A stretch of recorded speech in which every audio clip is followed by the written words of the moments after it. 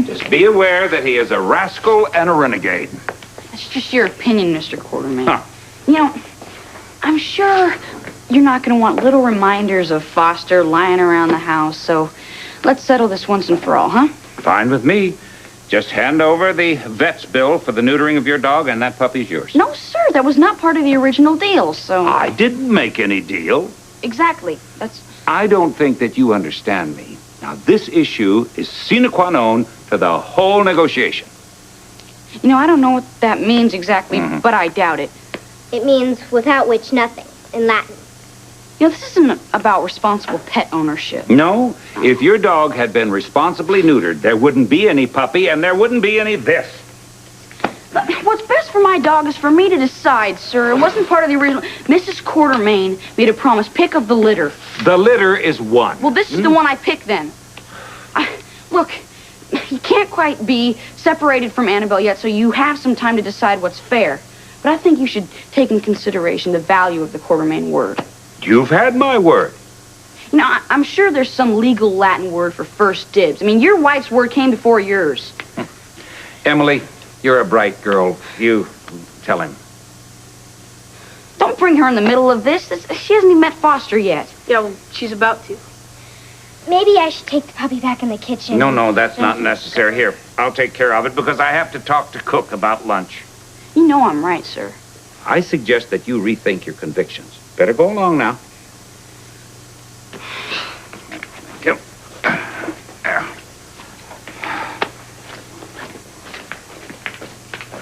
Good doggy. You're my doggy. And you're not going anywhere if I have anything to say about it, huh? And I do.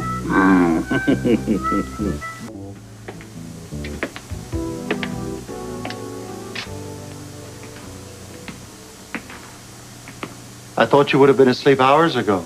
Oh, well, I tried.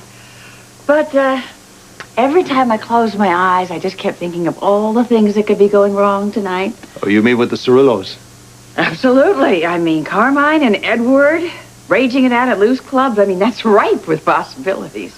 I'm beginning to regret not going along. Me too. Me too. I hate missing stuff like that. So I decided I would come down here and catch them when they come in. Just to make sure that Ned and Lois had some backup if they needed it, huh? I'm actually rooting for those two. It's hard not to. Do you want to wait alone? Absolutely not. Come on over here. You can convince me that Edward is not making mincemeat out of Carmine. That feels so good. Is it my imagination, or are you starting to feel a lot stronger? I am. And I think a lot of it has to do with Paige. How so? Every day I watch her strength just ebb away. I have to be stronger for her. I get the feeling that you'd like it if Paige would just stay here and never go back to Phoenix. I would. But that's up to her and Emily, and I don't think they're ready to make that kind of a decision. How would you feel about that? You know, when I agreed for Paige to come to Port Charles, I was open to all possibilities. I simply didn't know what was going to happen. But you have to understand that you are my primary concern. Whatever you want to do on her behalf is fine with me, as long as it doesn't undermine your health, Monica.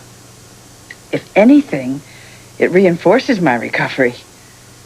Supporting each other at times like that, that's what La Mesa was all about. You are not a group, Monica. You are one woman.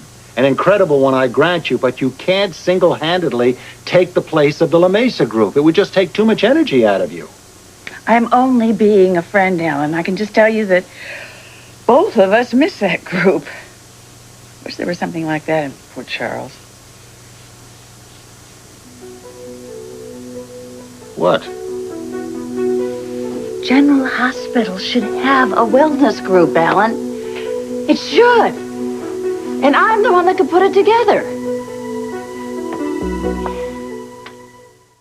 Having a wellness group in Port Charles at General Hospital is a wonderful thing. Why are you fighting me? Monica, you're still recovering from your illness and dealing with Paige and Emily. And frankly, I'm worried that you trying to organize a group like this is just more than you can deal with physically and emotionally. Okay, granted. The administration and the day-to-day handling would be a bit much, but I don't see it up and running for quite a while. In the meantime, I can get the ball rolling.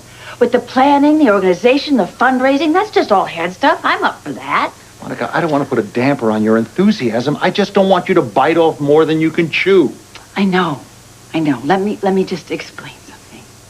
I want to live. Seeing what Paige is going through right now, that just drives it home more than ever. I wouldn't jeopardize that for anything. Of course you wouldn't. But one of the principles of the La Mesa group was to stay involved. To live your life, use every single moment. What better way to repay those lessons than to pass it on to others? Of course. It would make a wonderful gift. I'd like if you and I could be the initial financial contributors. Would you support me on that? Absolutely. Oh, you are a wonderful man, a remarkable husband, and I love you. I love you. That's the most absurd thing I've ever heard. It wouldn't be if you'd simply open up your mind to new ideas. But peanut butter and mayonnaise? Oh, God, the thought of it makes my hair curl. Hey, listen, Ed, don't knock it till you've tried it.